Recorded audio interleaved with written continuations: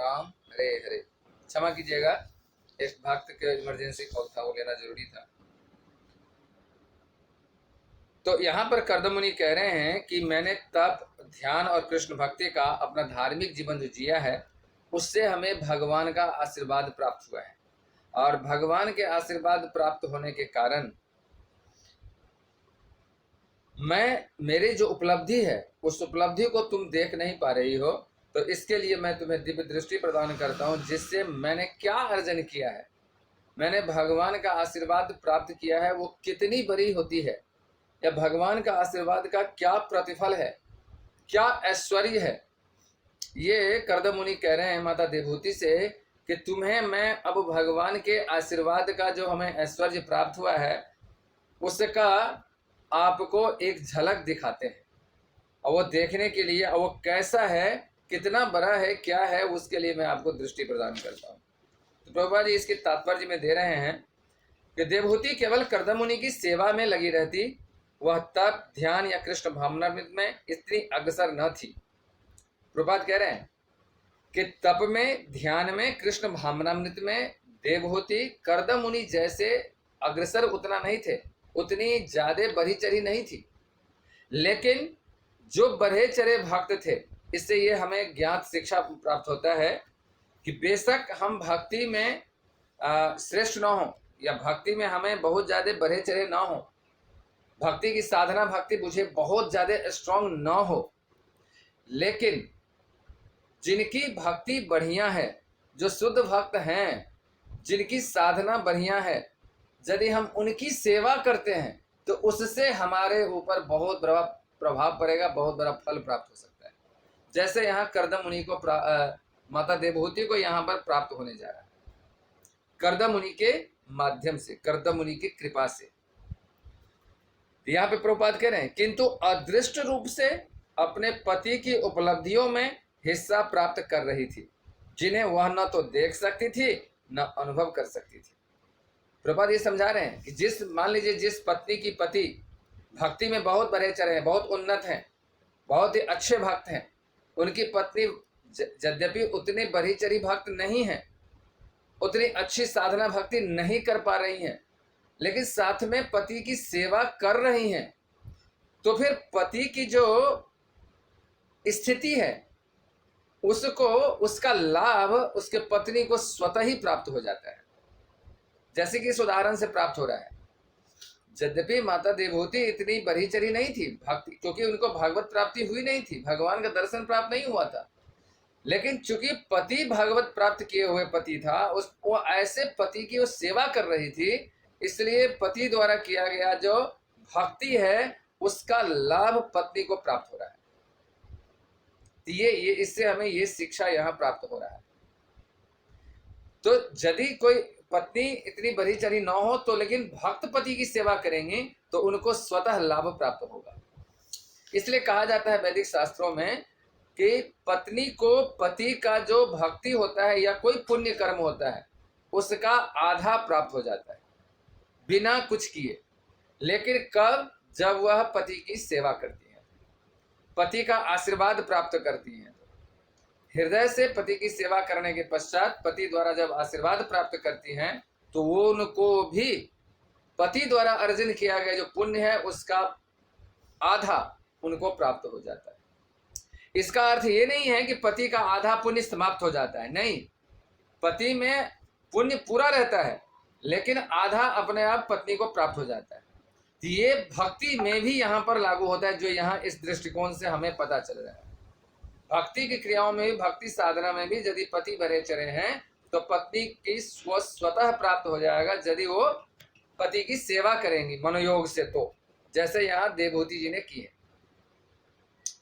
उससे ये समस्त भगवान की कृपाएं स्वतः प्राप्त हो गई। प्रभुपाद लिख रहे हैं उससे ये समस्त भगवान की कृपाएं स्वतः प्राप्त हो गई।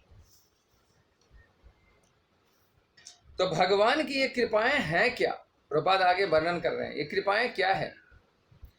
यहां पर कहा गया है कि अभय ही वह कृपा है। अभय, भय रहित होना। वास्तव में हम सब सदा भयभीत रहते हैं, और भगवत प्राप्ति के बाद व्यक्ति जीव निर्भय हो जाता है, किसी से भय नहीं रहता। यहाँ तक मृत्यु से भी भय नहीं होता। ये भागवत प्राप्ति भक्तों का ये गुण होता है, अभय। प्रभुपाद आगे कह रहे हैं कि इस भौतिक जगत में यदि कोई 10 लाख डॉलर एकत्र कर लेता है तो वह सदा डरा रहता है, क्योंकि सोचता है कि यदि यह धन चला गया तो फिर क्या होगा। किंतु भागवत प्रसाद अर्थात भगवान द्वारा प्रदत्त आशीर्वाद, क्या करें, भक्तगण अभी भी आते हैं, इतना लेट आते हैं, किंतु भगवत प्रसाद अर्थात भगवान द्वारा प्रदत्त आशीर्वाद कभी व्यर्थ नहीं जाता। इसका तो उपभोग ही करना होता है, उसकी क्षति का कोई प्रश्न ही नहीं उठता। मनुष्य को सुलभ उपलब्धि होती है और इस उपलब्धि का आनंद मिलता है। भगवत गीता में भी इसकी पुष्टि हुई है। जब भगवान की कृपा प्राप्त होती है तो सर्व दुखानी अर्थात सभी प्रकार के दुख नष्ट हो जाते हैं। दिव्य स्थिति प्राप्त होने पर अहंकार तथा शोक, इन 2 भवरोगों से मनुष्य मुक्त हो जाता है। भगवत गीता में भी इसका उल्लेख है। भक्तिमय जीवन प्रारंभ होते ही हमें भगवत प्रेम का पूरा पूरा फल प्राप्त हो जाता है। भगवत प्रसाद अर्थात ईश्वरीय कृपा की सर्वोच्च सिद्धि, ईश्वरीय, ध्यान से सुनिए इस बात को, भगवत प्रसाद अर्थात ईश्वरीय कृपा की सर्वोच्च सिद्धि कृष्ण का प्रेम है। यह दिव्य उपलब्धि इतनी मूल्यवान है कि कोई भौतिक सुख इसकी तुलना नहीं कर सकता। प्रभुपाद यहाँ उदाहरण प्रस्तुत कर रहे हैं कि यदि कोई इस संसार में 10 लाख डॉलर ले ले तो उस डॉलर को रखने की चिंता, वह गुम हो जाए इसका भय सदा बना रहता है। यद्यपि यह भौतिक है, नहीं भी कुछ करेंगे तब भी वह धन समाप्त हो जाएगा। नहीं समाप्त होगा तो बाद में आपके बाद कोई और उसका उपभोग करेगा, आप उपभोग नहीं कर पा रहे हैं तो। लेकिन उसके बदले में प्रभुपाद कह रहे हैं कि भगवान का प्रदत्त आशीर्वाद जो है वह उससे कई करोड़ों गुना अधिक बड़ा वरदान है, अधिक बड़ा फल है। तो भौतिक जो फल है उससे भगवान के आशीर्वाद की कोई तुलना नहीं हो सकती। प्रबोधानंद सरस्वती, प्रबोधानंद सरस्वती कौन है? तो श्री गोपाल भट्ट गोस्वामी के चाचा जी, जो कि बहुत बड़े लेखक हुए हैं बाद में। और वो कह रहे हैं कि यदि किसी को भगवान चैतन्य का अनुग्रह प्राप्त हो जाए तो वह इतना महान बन जाता है कि वह देवताओं की परवाह नहीं करता, अद्वैतवाद को नरक तुल्य मानता है और इंद्रियों को बस में करना उनके लिए अत्यंत सरल कार्य है। 3 बातें बता रहे हैं यहाँ पर प्रबोधानंद सरस्वती। जिनको श्री गौरांग महाप्रभु की कृपा प्राप्त हो जाए, आशीर्वाद प्राप्त हो जाए, जिनको वो प्रेम प्रदान कर दें, वो व्यक्ति देवताओं की परवाह नहीं करता और अद्वैतवाद को नरक के समान, अद्वैतवाद मतलब जिसको जो अद्वैत है यानी एक मानता है, जो अपने को भी भगवान कहता है और दूसरों को भी भगवान कहता है और भगवान को मानता नहीं, उसको अद्वैतवाद है, यानी एक को मानने वाला। एको ब्रह्म द्वितीयो नास्ति, एक ही ब्रह्म है, वो मैं हूं, आप हैं, कोई भी है, ऐसा जो मानने वाला है उसको कहते हैं प्रबोधानंद सरस्वती। जो श्री चैतन्य महाप्रभु का आशीर्वाद प्राप्त कर लेता है वह उस स्थिति को नरक के समान मानता है। और तीसरा, जो चैतन्य महाप्रभु का शरण ले लिए हैं, उनका आशीर्वाद जिनको प्राप्त है, उनके लिए इंद्रियों को बस में करना अत्यंत सरल हो जाता है। स्वर्गिक आनंद कथा कहानियों से अधिक कुछ नहीं लगता। वस्तुतः भौतिक सुख तथा दिव्य सुख की कोई तुलना ही नहीं है।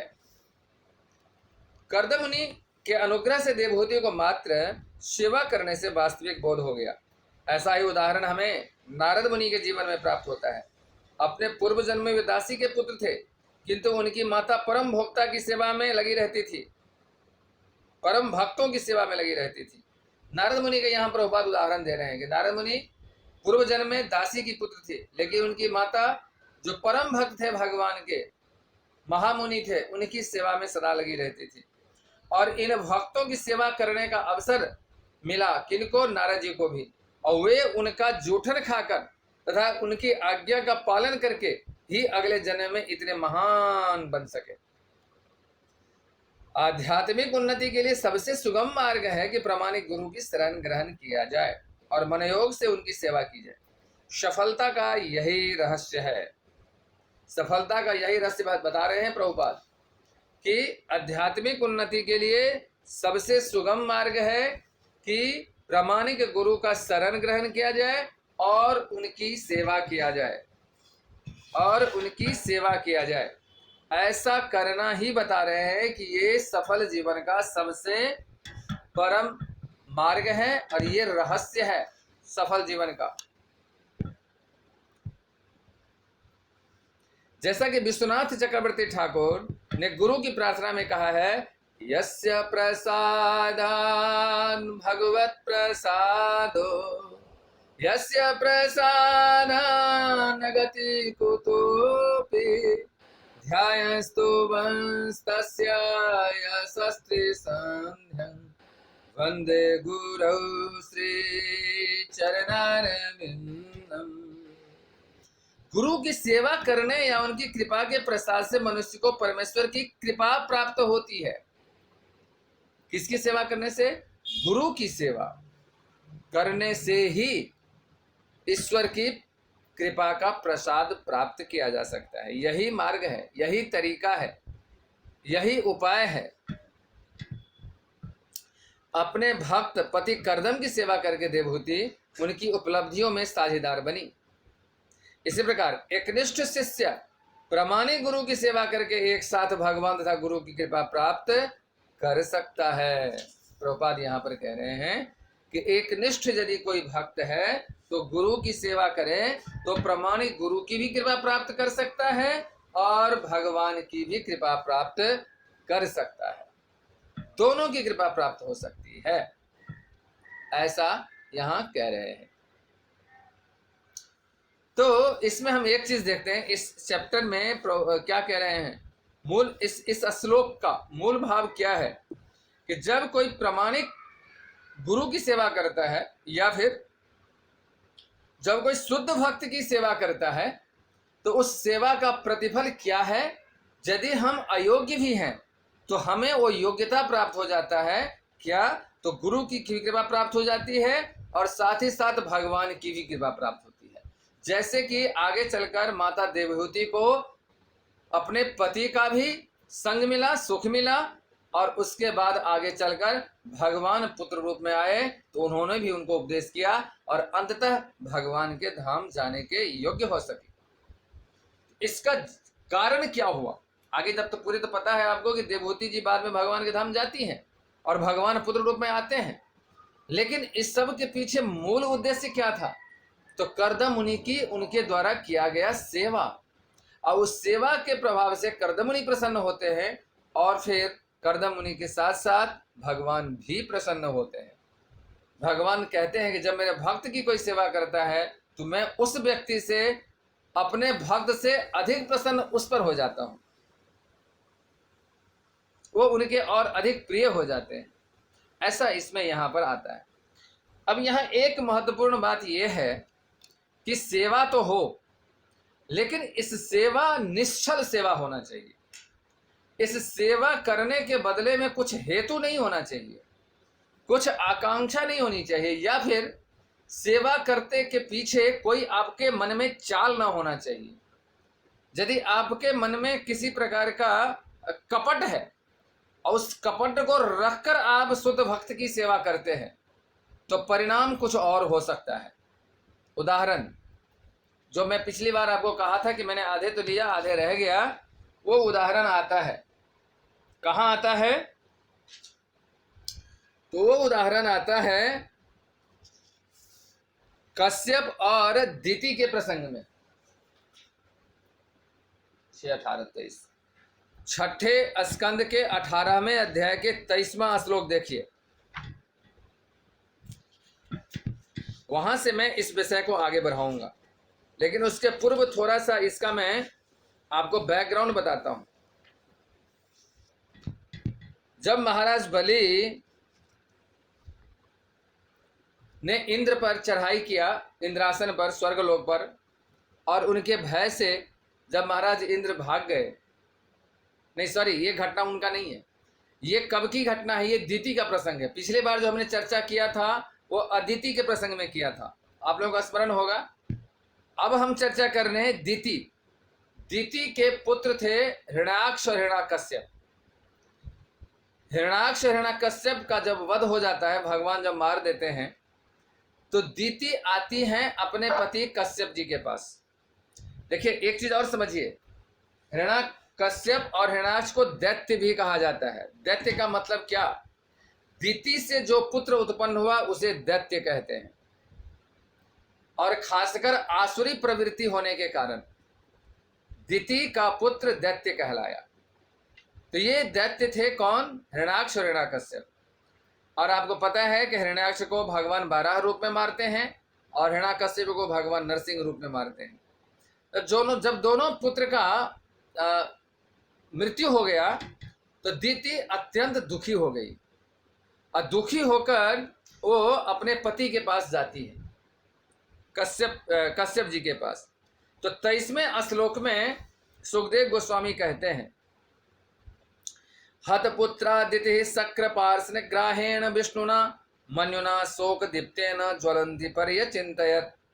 श्री सुखदेव गोस्वामी कहते हैं कि इंद्र की सहायता करने मात्र के लिए भगवान विष्णु ने हिरण्याकश्यपु तथा हिरण्याक्ष नामक दोनों भाइयों का वध कर दिया। उनके मारे जाने से उनकी माता दिति शोक तथा क्रोध से परिपूर्ण होकर इस प्रकार सोचने लगी। इंद्र की सहायता करने के लिए भगवान कृष्ण ने हिरण्याक्ष को हिरण्याकश्यप को मारे, ऐसा सोच रही है दिति ने, और जिसके कारण दिति दुखी भी है और क्रोधित भी है। और इस दोनों अवस्था में वो सोचती हैं, क्या सोचती हैं? अगले श्लोक में आता है, अत्यंत इंद्रिय लोलुप भगवान इंद्र ने हिरण्याकश्यपु तथा हिरण्याक्ष इन दोनों भाइयों का वध भगवान विष्णु के माध्यम से किया है। ये दिति सोच रही है। देखिए दिति इस बात को सोच रही है कि इंद्रिय लोलुप है श्री इंद्र, अपने इंद्रियों के तुष्टि करने के लिए इसने क्या किया है? विष्णु की सहायता से हमारे पुत्रों को, दोनों भाइयों को मरवा दिया है। अतः वह क्रूर है, कठोर हृदय एवं पापी है। दिति सोच रही है इंद्र के बारे में, इसलिए वह कठोर भी है और क्रूर है और पापी है। मैं कब उसे मारकर शांतचित्त होकर दम ले सकूंगी, ये दिति सोच रही है, बदला लेने के लिए। किससे? इंद्र से। क्यों? क्योंकि उनके पुत्र का हत्यारा वो मानती हैं इंद्र को। आगे श्लोक में कहते हैं, समस्त राजाओं तथा महान नायकों के शरीर मृत्यु के पश्चात कीड़े, विष्ठा अथवा राख में परिणत हो जाएंगे। यदि कोई ऐसे शरीर की रक्षा के लिए ईर्ष्यावश अन्यों का वध करता है तो क्या वह जीवन के वास्तविक हित को जानता है? निश्चय वह नहीं जानता, क्योंकि अन्य जीवों के प्रति ईर्ष्या करने से वह अवश्य नरक को जाना है। ये बात सुखदेव गोस्वामी कह रहे हैं परीक्षित महाराज से, कि इस प्रकार के भाव दिति के हृदय में उत्पन्न होता है। दिति के हृदय में यह भाव उत्पन्न होता है, जिसका विश्लेषण करते हुए सुखदेव गोस्वामी कह रहे हैं कि इस प्रकार से ईर्ष्या के वश में होकर यदि कब कोई किसी को वध करता है तो ऐसे वध करने की इच्छा करने वाले जो हैं उनको नरक को प्राप्त होता है। आगे 26वें श्लोक में क्या कहते हैं? दिति ने विचार किया कि इंद्र अपने शरीर को शाश्वत समझकर अनियंत्रित हो गया है, अतः मैं ऐसा पुत्र चाहूंगी जो इंद्र की उन्मत्तता को दूर कर दे। इसके लिए मैं कुछ न कुछ उपाय करती हूँ।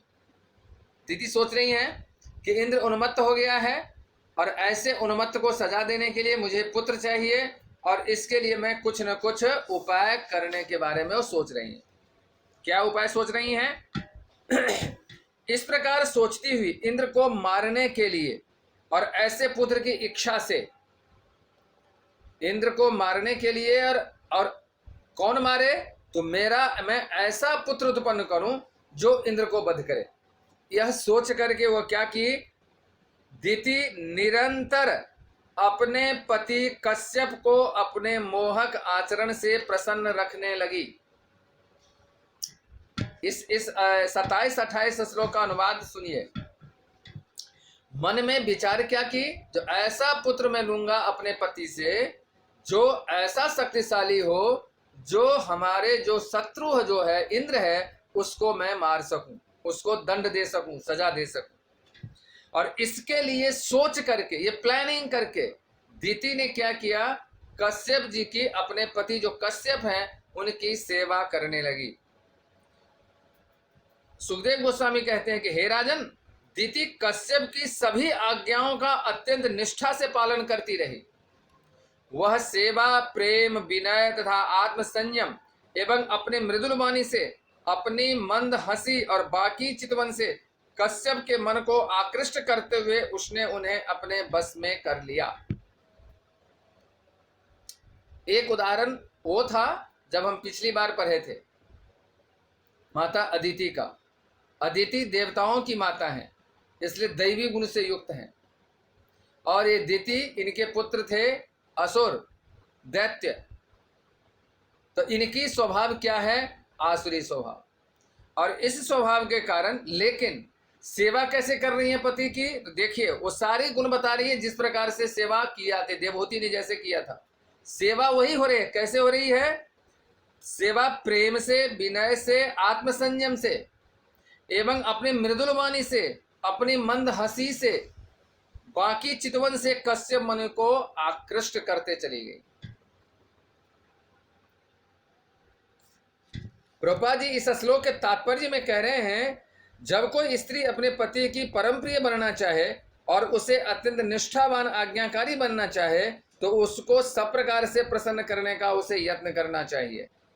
जब पति अपनी पत्नी से प्रसन्न होता है तो पत्नी उससे सभी आवश्यक वस्तुएं, आभूषण, पूर्ण इंद्रिय सुख प्राप्त कर सकती है। यहाँ पर दीति के आचरण से यही सूचित होता है। दीति इस आचरण से, इस भाव से, इस मनोभाव से कश्यप जी को प्रसन्न करने लगे। 29वां श्लोक। यद्यपि कश्यप मुनि एक विद्वान पुरुष थे, किंतु वे दीति के बनावटी व्यवहार से मोहित हो गए, जिससे वे उसके बस में आ गए। अतः उन्होंने अपनी पत्नी को विश्वास दिलाया कि वे उसकी इच्छाओं की पूर्ति करेंगे। पति द्वारा ऐसा वचन तनिक भी आश्चर्यजनक नहीं है। सुखदेव गोस्वामी कह रहे हैं कि चूंकि दीति ने इस प्रकार से सेवा की कि उसके अंदर का मनोभाव क्या था ये कश्यप मुनि समझ ना सके, और उनकी सेवा भाव से वो अत्यंत प्रसन्न हो गए। अब प्रसन्न होकर उन्होंने दीति को कह दिए कि तुम्हारी इच्छाओं को हम पूर्ति करेंगे। और ऐसा वचन देना पति के लिए कोई आश्चर्यजनक नहीं है। सुखदेव गोस्वामी कह रहे हैं कि जब पत्नी की सेवा से यदि पति प्रसन्न हो जाते हैं तो ऐसा वचन वो दे सकते हैं और देते हैं और दिया जा सकता है।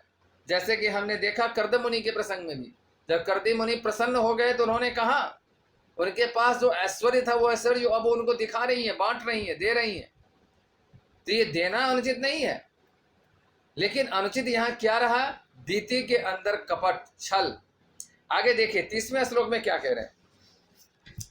सृष्टि के प्रारंभ में ब्रह्मांड के जीवात्माओं के पिता ब्रह्मा जी ने देखा कि समस्त जीवात्मा विरक्त हो रहे हैं, अतः उन्होंने जनसंख्या बढ़ाने के उद्देश्य से पुरुष के आधे अंग से स्त्री की रचना की, क्योंकि स्त्री का आचरण मनुष्य के मन को हर लेता है। अब 31वें श्लोक में कश्यप जी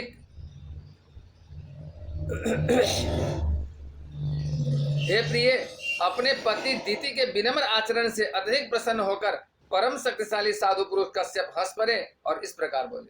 सुखदेव गोस्वामी कह रहे हैं परीक्षित महाराज से कि वो अत्यंत प्रसन्न हो गए और वो हंस करके, और दीति से कश्यप जी कहते हैं, क्या कहते हैं ये सुनिए। कश्यप मुनि ने कहा, हे अनिद्य सुंदरी, मैं तुम्हारे आचरण से परम प्रसन्न हूं, अतः तुम चाहे जो भी वर मांग सकती हो। यदि पति प्रसन्न हो तो चाहे इस लोक की या अन्य लोक की वह कौन सी इच्छा है जो पूरी न हो सके। अतः इतना प्रसन्न थे कश्यप मुनि, उन्होंने कहा कि इस लोक का और चाहे परलोक का कौन सी इच्छा है जो तुम्हें मैं दे नहीं सकता हूं। अब उनको ये पता भी नहीं था कि वो मांगने वाली क्या है, क्या मांगने जा रही है, ये उनको पता नहीं है। और जब वो मांगेगी दीति, तब देखिए कश्यप जी की क्या हालत होगा। इसलिए 33वें श्लोक में फिर 34वें 33वें 34वें श्लोक में फिर कह रहे हैं, क्या कह रहे हैं, पति ही स्त्रियों के लिए परम देवता होता है। कश्यप जी कह रहे हैं दीति से, पति ही स्त्रियों के लिए परम देवता होता है। लक्ष्मीपति भगवान वासुदेव सबों के हृदय में स्थित हैं और सकाम भक्तों द्वारा विभिन्न नामों तथा देव रूपों में पूजे जाते हैं। इसी प्रकार पति भगवान के रूप में पत्नी के लिए पूजा की वस्तु है। कश्यप जी दीति से कह रहे हैं कि पति ही पत्नियों के लिए पूजा के योग्य है। कैसे? तो जिस प्रकार भगवान वासुदेव सबों के हृदय में स्थित है और सकाम भक्तों द्वारा भी उनके विभिन्न नामों विभिन्न रूपों में उनको पूजा जाता है। दूसरे शब्द में यहाँ पर कह रहे हैं कश्यप जी कि सकाम किसी की कामना हो तब भी वो भगवान की यदि आराधना करते हैं तो भगवान उसके कामना को पूर्ण करते हैं। उसी प्रकार से यदि पति को लोग यदि स्त्री सेवा करे तो पति की कर्तव्य है कि अपने पत्नी की कामनाओं को पूर्ण करे और उनकी इच्छाओं को पूर्ण करे। तो प्रभुपाद जी इस श्लोक के तात्पर्य में 34वें श्लोक के तात्पर्य में कहते हैं एक बात जो मैं आपको पढ़ता हूं। यदि स्त्रियां जो साधारणतया अपने पतियों के प्रति अत्यधिक आसक्त होती हैं अपने पतियों को वासुदेव के प्रतिनिधियों के रूप में पूजे तो उन्हें उसी प्रकार लाभ मिल सकता है जिस प्रकार अजामिल को अपने पुत्र नारायण के नाम लेने से। इसके तात्पर्य में 6:18 और 34 6:18-34 का श्लोक के तात्पर्य प्रभुपाद कह रहे हैं कि स्त्रियों को अपने पतियों की यदि पूजा करती हैं तो उसी प्रकार से लाभ मिल सकता है जैसे अजामिल को लाभ मिला अपने पुत्र के नाम लेने से।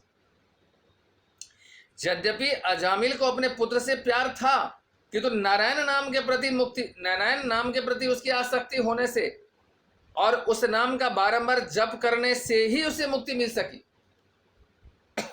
भारत में आज भी पति को पति गुरु कहा जाता है। यदि पति तथा पत्नी कृष्ण भक्ति को बढ़ाने के लिए एक दूसरे पर आसक्त रहें तो इस प्रगति के लिए उनका सहयोग अत्यंत लाभप्रद होगा। यहाँ कह रहे हैं कि यदि पति पत्नी दोनों भक्त हैं और इस स्थिति में यदि वो पति के प्रति आसक्त हैं तो लाभ वही होगा जो अजामिल को लाभ मिला। यद्यपि अजामिल को लाभ पुत्र से प्रेम था लेकिन पुत्र से प्रेम के कारण लाभ मिला ऐसा नहीं था, क्योंकि पुत्र का नाम अजामिल था और अजामिल पुत्र का नाम नारायण था और अजामिल बार बार अपने पुत्र के नाम का उच्चारण करता था जिसके कारण से उसे लाभ प्राप्त हुआ। ठीक उसी तरह यदि कोई पति पत्नी भक्त हैं और पत्नी अपने पति भक्त का नाम का उच्चारण करती हैं बोलती हैं बार बार आसक्त होने के कारण तो उनको वही लाभ मिल सकता है जो अजामिल को प्राप्त हुआ था। ये बात यहाँ पर प्रभुपाद इस तात्पर्य में इस बात को कहते हैं। अब हम आगे आते हैं 35वें श्लोक में कश्यप जी क्या कहते हैं। हे सुंदरी, हे सुंदर शरीर वाली तन्वंगी प्रिय, कर्तव्य निष्ठा पत्नी को सदाचारिणी और अपनी पति की आज्ञाकारिणी होना चाहिए। स्त्रियों के कर्तव्य क्या है, गुण क्या है, ये कैसे होनी चाहिए उसके बारे में यहाँ उपदेश कर रहे हैं। वो कह रहे हैं कर्तव्य निष्ठा पत्नी को सदाचारिणी और अपने पति की आज्ञाकारिणी होना चाहिए। उसे अपने पति की पूजा वासुदेव के प्रतिनिधि के रूप में भक्ति पूर्वक करनी चाहिए। किस प्रकार से पूजा करनी चाहिए पति की? वासुदेव के प्रतिनिधि समझकर, भगवान के शुद्ध भक्त हैं ऐसा समझकर अपने पति की सेवा करेंगी यदि तो वही लाभ प्राप्त करेंगी जो अजामिल को प्राप्त हुआ। और जो अन्य जैसे यहाँ पर माता देवहूति को लाभ प्राप्त होने वाला है वही लाभ प्राप्त हो सकता है पत्नियों को भी, खासकर जिनके पति भगवान के भक्त हैं। आगे कश्यप जी कहते हैं, हे कल्याणी, तुमने मुझे श्री भगवान का प्रतिनिधि मानकर अत्यंत भक्ति पूर्वक मेरी पूजा की है, अतः मैं तुम्हारी इच्छाओं को पूरा करके तुम्हें पुरस्कृत करूंगा, जो किसी असती पत्नी के लिए दुर्लभ है। कश्यप जी कहते हैं कि तुमने मुझे भगवान का प्रतिनिधि समझकर मेरी पूजा की है, इसलिए मैं तुम्हारी इच्छाओं को पूरा करके तुम्हें पुरस्कार प्रदान करूंगा। और वो पुरस्कार कैसा होगा? जो किसी असती, जो सती स्त्री नहीं है, उसके लिए वह पुरस्कार प्राप्त करना अत्यंत दुर्लभ होगा। उन स्त्री को ऐसा पुरस्कार नहीं मिल सकता। दूसरे शब्द में कह रहे हैं क्योंकि तुम सती स्त्री हो और सती स्त्री की तरह मेरी सेवा की है और खासकर भगवान के प्रतिनिधि समझकर के मेरी पूजा की है, मेरी सेवा की है, इसलिए तुम्हें मैं वो पुरस्कार प्रदान करने वाला हूं जो सबके लिए सर्वसुलभ नहीं है। ऐसा उत्तम फल तुम्हें प्रदान करने वाला हूं। अब इस बात पर दिति प्रसन्न हो जाती हैं और दिति अब मांग करती हैं। तनिक विचार करिए, इसी तरह की बात, इसी तरह की घटना कैकेयी और दशरथ के बीच में भी हुआ था। कैकेयी भी वरदान मांगी थी एक समय, उन्होंने कहा था, कही थी कि वरदान में जब जरूरत होगी तो ले लूंगा। दशरथ जी से कही थी ना कैकेयी ने कि जब जरूरत होगी तब मैं आपसे वरदान मांग लूंगी, अभी आवश्यकता नहीं है। और जब वह को भवन में हुई गई तो वहां पर जब दशरथ जी कहते हैं तो वो कहते हैं कि आपको याद है आपने वरदान कहे थे। दशरथ जी कहते हैं हाँ मुझे याद है, मांगो क्या चाहिए, सब कुछ दे दूंगा, आज मैं बहुत प्रसन्न हूं, कल श्री राम जी का राज्याभिषेक होने वाला है, इससे बड़ा मेरे लिए खुशी की क्या क्षण हो सकता है, मैं अत्यंत प्रसन्न हूं, मांगो क्या चाहिए। तो दशरथ जी समझ नहीं पा रहे थे कैकेयी के मन में क्या चल रहा है। उसी तरह यहां पर कश्यप जी ये समझ नहीं पा रहे कि दिति के मन में क्या चल रहा है। अब दिति जब बोलेगी, जब जैसे ही कैकेयी ने बोली कि राम को वनवास, मेरे पुत्र को राज्य, ये सुनते ही दशरथ जी शोक विह्वल हो गए। उसी तरह यहां पर देखिए क्या हो रहा है। अब दिति कह रही है क्या चाहिए दिति को, वो कह रही है। दिति ने उत्तर दिया, हे पतिदेव, हे महात्मन, मैं अपने 2 पुत्र खो चुकी हूं, यदि आप मुझे वर देना चाहते हैं तो मैं ऐसा अमर पुत्र चाहूंगी जो इंद्र का वध कर सके। मैं इसलिए यह प्रार्थना कर रही हूं क्योंकि इंद्र ने विष्णु की सहायता से मेरे 2 पुत्रों हिरण्याक्ष तथा हिरण्याकश्यप का वध किया है। दिति की प्रार्थनाओं को सुनकर ये प्रार्थना कर दी, ये डिमांड कर दिया दिति ने। इस प्रार्थना को सुनकर कश्यप मुनि अत्यंत उद्विग्न हो गए, वे पश्चाताप करने लगे। हाय, और पश्चाताप करके क्या सोचने लगे, हाय अब मेरे समक्ष इंद्र को वध करने के अपवित्र कार्य का संकट आ गया। कश्यप मुनि ने सोचा, ओह मैं अब भौतिक सुख के प्रति अत्यधिक आसक्त हो चुका हूं, अतः इस अवसर का लाभ उठाकर मेरा मन श्री भगवान की माया द्वारा यानी स्त्री द्वारा और अपनी पत्नी के द्वारा आकृष्ट हुआ, अतः मैं अत्यंत नीच हूं और अवश्य नरक में जा गिरूंगा। अब कश्यप जी को आभास हुआ कि मेरी पत्नी ने मुझे प्रसन्न करके क्या मुझसे मांग लिया। दिति ने क्या मांग ली कि आपसे मुझे ऐसा पुत्र चाहिए जो इंद्र का वध कर सके।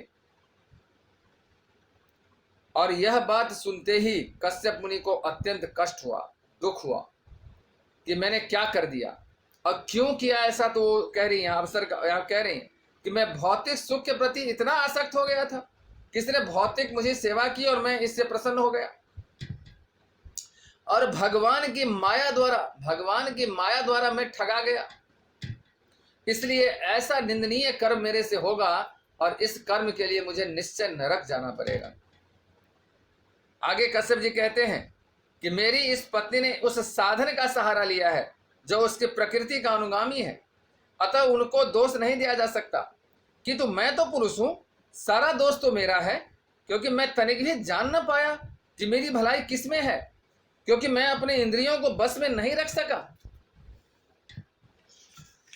कश्यप जी ऐसा सोच रहे हैं। आगे सोचते हैं, क्या सोच रहे हैं, स्त्री का मुख शरदकालीन खिले हुए कमल के पुष्प के समान आकर्षक तथा सुंदर होता है, उसके शब्द अत्यंत मधुर और कानों को प्रिय लगने वाले होते हैं, किंतु यदि उसके हृदय का अध्ययन किया जाए तो पता चलेगा कि वह छुरे की धार के समान अत्यंत पैना है। भला ऐसा कौन है जो स्त्री के कार्यकलापों को जान सके। कश्यप जी की बातें हैं। कश्यप जी कह रहे हैं, अपने स्वार्थ की पूर्ति के लिए स्त्रियां मनुष्यों के साथ ऐसा व्यवहार करती हैं मानो वे उसकी सर्वाधिक प्रिय हों, किंतु वास्तव में उनका कोई प्रिय नहीं होता। स्त्रियों को अति साधु स्वभाव का माना जाता है, किंतु अपने स्वार्थ के लिए वे अपने पति, पुत्र और भाई की भी हत्या कर सकती है या दूसरों से करा सकती है। यह उपदेश कर रहे हैं हम साधारण जीवों के लिए कि यदि कपट हो स्त्री के मन में तो क्या सब कर सकती है, ये कश्यप जी आगाह कर रहे हैं। मैंने उसे एक बार देने का वचन दिया है जिसका उल्लंघन नहीं किया जा सकता, लेकिन इंद्रवध किए जाने योग्य नहीं है। इस स्थिति में मैंने जो उपाय सोचा है वह उपयुक्त है। क्या उपाय सोचा है अब देखिए उपाय बताएंगे। सुखदेव गोस्वामी ने आगे कहा कि इस प्रकार विचार करते हुए कश्यप मुनि ने कुछ कुछ क्रुद्ध हो गए। हे कुरुवंशी महाराज परीक्षित, वे अपने आप को धिक्कारते हुए दीति से इस प्रकार बोले। ये सारी बात जो उन्होंने अभी बोले हैं वो सारे मन में सोच रहे हैं, और जनसाधारण को इस प्रकार से सुखदेव गोस्वामी उनके मन में सोचे हुए बातों को उल्लेख करते हुए जनसाधारण को बता रहे हैं। तो कश्यप मुनि दीति से कहते हैं, क्या कहते हैं? कश्यप मुनि ने कहा कि हे कल्याणी, यदि तुम अपने इस व्रत के संबंध में मेरे उपदेशों का कम से कम 1 वर्ष तक पालन करोगी तो तुम्हें निश्चित रूप से पुत्र प्राप्त होगा जो इंद्र का वध करने में सक्षम होगा। किंतु यदि तुम वैष्णव नियमों का पालन करने वाले इस व्रत से तनिक भी विचलित होगी तो तुम्हें जो पुत्र प्राप्त होगा वह इंद्र का अनुयायी होगा। ये यहां पर मैं बात कहता हूं। कश्यप मुनि ने इतने पश्चाताप करने के बाद सोचे अब तो वचन दे दिया हूं मैं, अब वचन दे दिया हूं तो वचन से का उल्लंघन तो किया नहीं जा सकता। तो वो कहते हैं कि ठीक है, इसका एक उपाय सोचता हूं। उपाय सोचे, और क्या उपाय सोचे? कहे कि तुम्हें एक मैं व्रत बताऊंगा और उस व्रत का पालन तुम्हें 1 वर्ष तक करना होगा, और उस 1 वर्ष तक यदि तुमने सही सही वैष्णव नियमों का पालन कर ली तो तुम्हारे जो पुत्र होंगे उससे इंद्र का वध होगा। लेकिन यदि 1 वर्ष तक तुमने वैष्णव नियमों के पालन करने में एक भी त्रुटि की, यानी उन नियमों का एक भी उल्लंघन हो गया, तो तुम्हारा पुत्र इंद्र का अनुयायी बन जाएगा, इंद्र का सेवक बन जाएगा, हत्यारा नहीं बनेगा। फिर उस क्या हो जाएगा? परिणाम विपरीत हो जाएगा, उसका सेवक बन जाएगा। और इसके बाद आगे प्रसंग आता है, और फिर दीति पूछती है कि कहिए वो व्रत, मैं अवश्य करूंगी। और फिर वो व्रत बताते हैं। उस व्रत का नाम पुंसवन व्रत है। पुंसवन व्रत आपको स्मरण होगा, जब हम अदिति प्रसंग की चर्चा कर रहे थे उस समय कश्यप मुनि ने 12 दिन व्रत करने के लिए बोले थे माता अदिति को, और सिर्फ 12 दिन। कहते 12 दिन यदि पयोव्रत का पालन करोगी तो भगवान प्रसन्न हो जाएंगे और तुम्हारा जो इच्छा है उसकी पूर्ति हो जाएगा।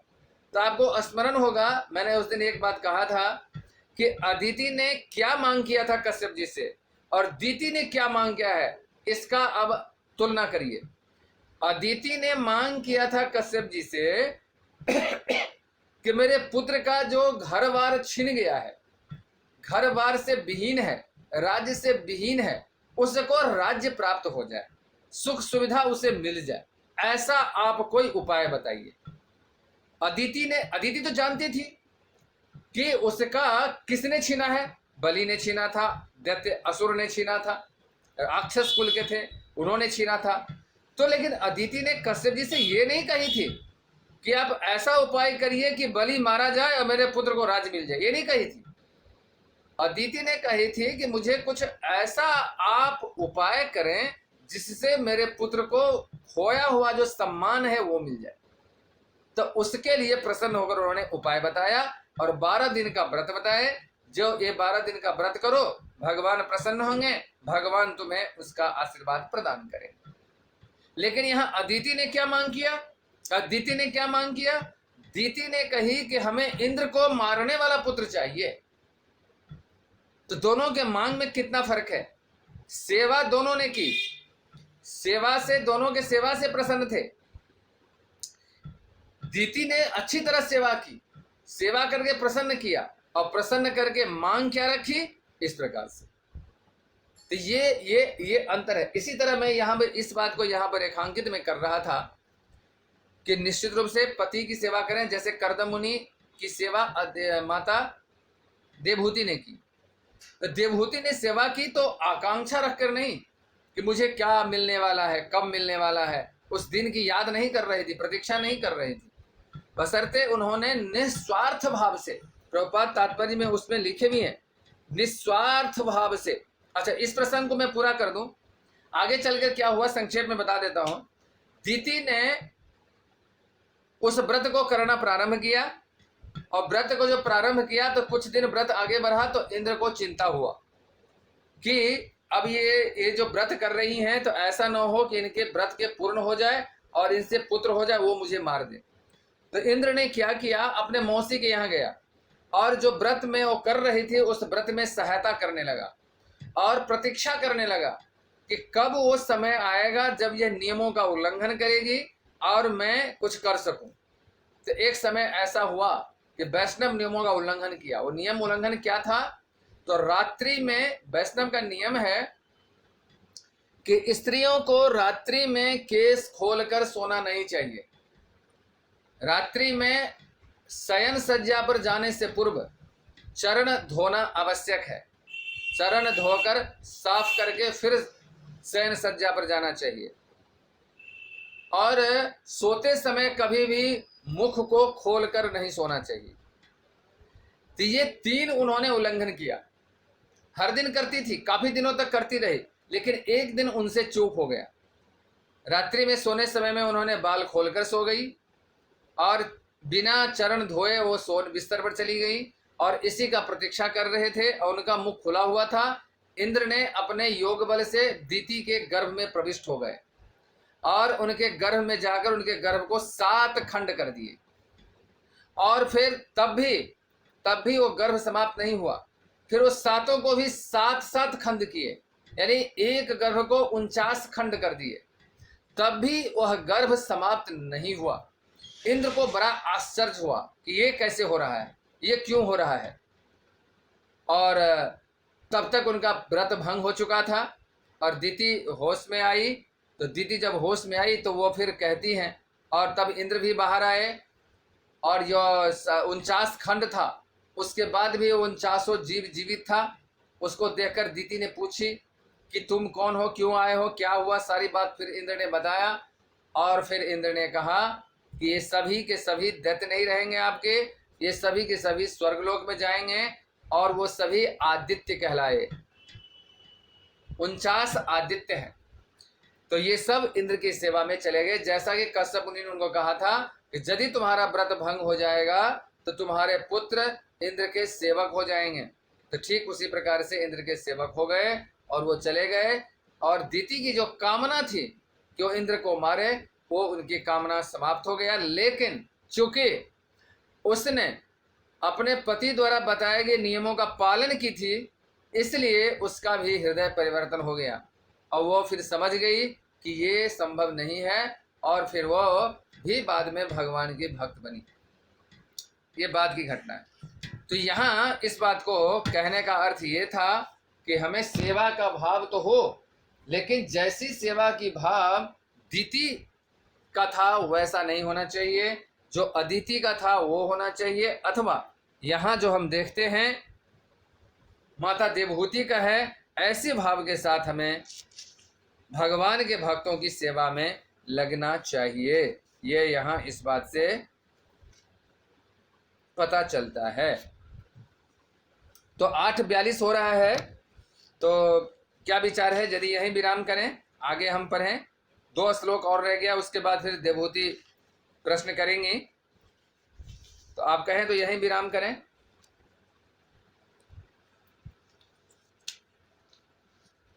हरे कृष्णा कृष्णा कृष्णा हरे हरे, हरे राम राम राम हरे हरे। तो आप लोगों का आज के विषय में संबंधित कुछ प्रश्न है, कुछ जिज्ञासा है, कुछ करना चाहेंगे? हरे कृष्णा।